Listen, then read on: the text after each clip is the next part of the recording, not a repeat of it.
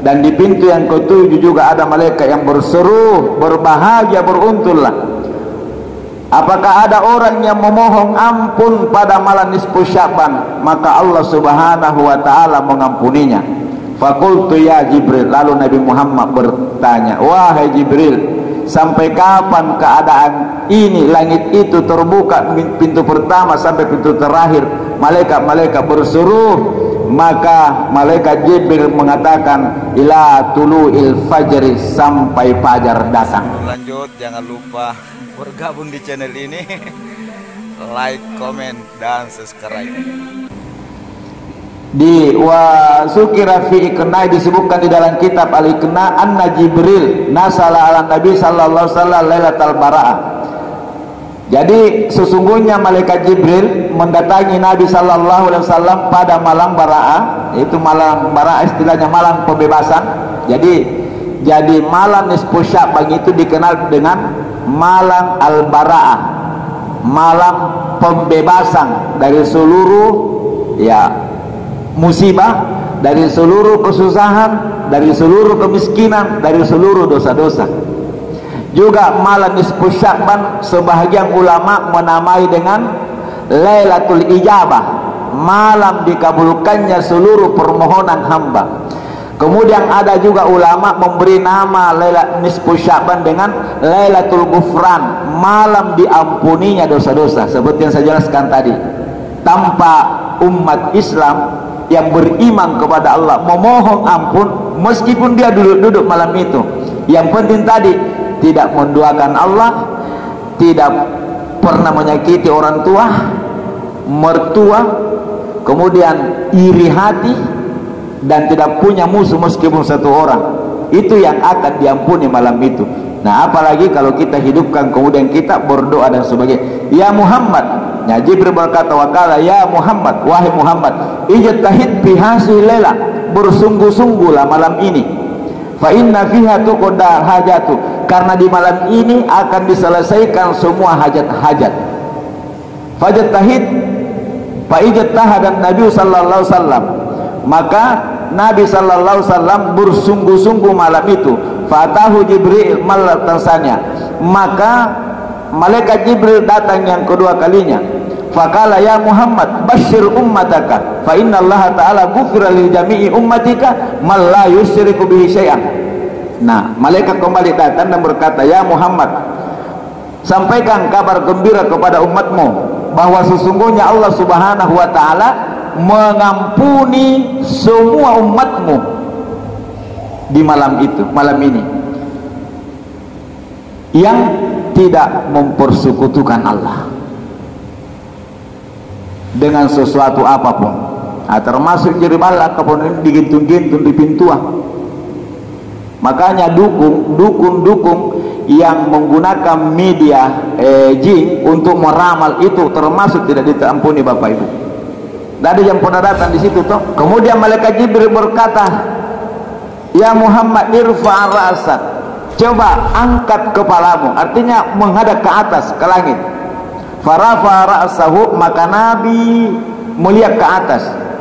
Faiza abwabul jannah, pintu surga terbuka. Subhanallah. Malam itu Bapak Ibu termasuk pintu surga dibuka bagi orang-orang yang tidak mempersekutukan Allah, bagi orang-orang yang tidak pernah menyakiti orang tuanya, kecuali kalau sudah minta maaf, bagi menantu-menantu yang tidak pernah membuat susah mertuanya, kemudian ipar-ipar yang tidak saling iri hati. Apa mau loe ipar aku di yang ngasih langan lele bangga. Jamaah dimuliakan Allah Subhanahu wa taala. Wa fi riwayatin, di satu riwayat dikatakan abwabus samai muftahatun pintu-pintu langit pada malam itu terbuka. Pintu pertama, malakum, ada malaikat yunadi berseru, tuba raka'a fiha silal, beruntung, berbahagialah siapa-siapa yang ruku pada malam ini, artinya salat di malam itu. Wa alal babis sani, di pintu langit kedua ada malaikat yang berseru, beruntullah bagi orang-orang yang sujud pada malam itu. Nah, juga masih salah. Di pintu langit yang ketiga berseru malaikat, beruntunglah bagi orang-orang yang berdoa malam itu. Nah, beruntung bagi orang-orang yang berdoa malam itu. Di pintu langit yang keempat juga ada malaikat yang berseru, beruntunglah, berbahagialah bagi orang yang menangis karena takut kepada Allah Subhanahu wa taala. Takut karena pernah berbuat maksiat, takut karena boleh jadi dirinya akan menjadi bahan bakar neraka. Dan di pintu langit yang kelima ada malaikat yang berseru, tuba liman amila khairan fi hadhihi lailah. Beruntung, berbahagialah orang yang mengerjakan kebaikan pada malam ini. Di pintu langit yang keenam ada lagi malaikat yang berseru, hal min sa'ilin fayuta su'alahu. Apakah ada orang yang meminta pada malam nisfu Sya'ban, maka Allah akan penuhi, berikan apa yang dia minta. Dan di pintu yang ketujuh juga ada malaikat yang berseru, berbahagia, beruntunglah.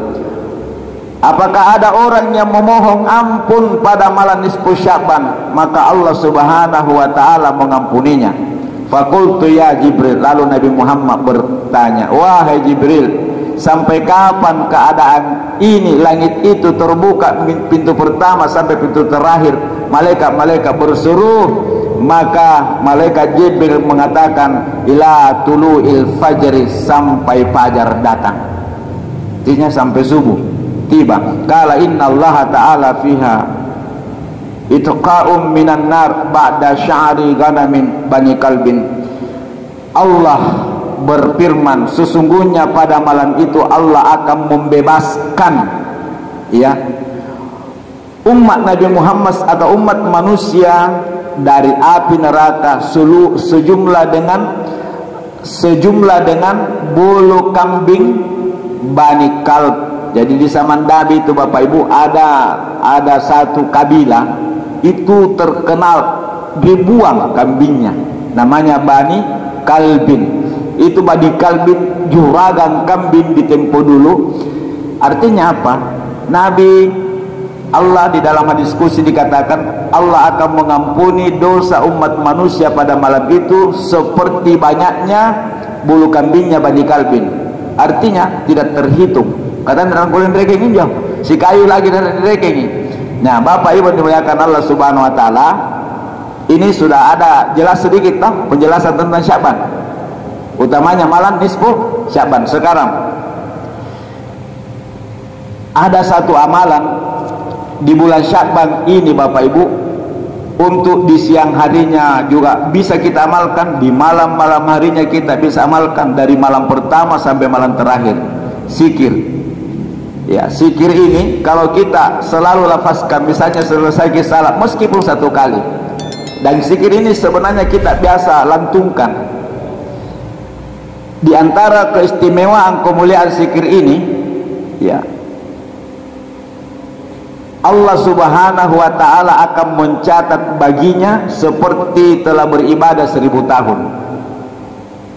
Jadi kalau kita amalkan zikir ini di bulan Sya'ban, apakah di siang harinya, di malam harinya, selesai ke salat fardu atau salat sunnah atau kapan saja, berdiri, duduk, baring-baring, kita lafazkan zikir ini, ya, kataballahu lahu ibadatu alfi sana, maka dicatat atas baginya seperti telah beribadah 1000 tahun. Wa maha anhu sunuba alfi sanatin, juga akan dihapus dosa-dosanya selama 1000 tahun. Wa haraja min kabrihi wa wajhihi kal kamri lailatul badar, nanti keluar dari alam kubur, alam barzah, pada hari kebangkitan wajahnya akan bercahaya, bersinar seperti malam apa itu, malam 15, malam purnama, ya. Wajahnya akan bercahaya seperti bulan purnama. Wa kataba indallahi siddiqan wallahu a'lam, dan di sisi Allah Subhanahu wa taala dicatat sebagai orang-orang yang siddiq. Zikirnya ringkas, sederhana dan dihafal sunannya.